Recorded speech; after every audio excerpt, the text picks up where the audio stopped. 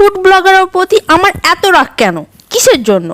আরে বাবা, তোরা ব্লগ বানাচ্ছিস ঠিক আছে, তো সুন্দর সুন্দর খাবারগুলো মুখে দিয়ে এরম এক্সপ্রেশন দেওয়ার কি দরকার আছে? এরম ভালো ভালো খাবারগুলো ভালো করে জুম করে করে দেখানোর কি আছে?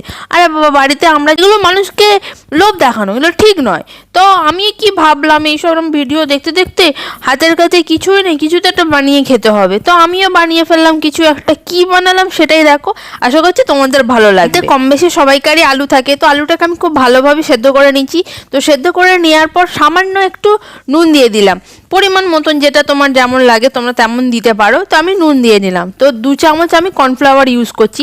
তো একটু বেশি আলু হলে তোমরা কর্নফ্লাওয়ারটা একটু বেশি ইউজ করতে পারো, আশা করছি সেটা ভালো হবে। আগে দেখতে থাকো আরও কি কি আমি দিচ্ছি।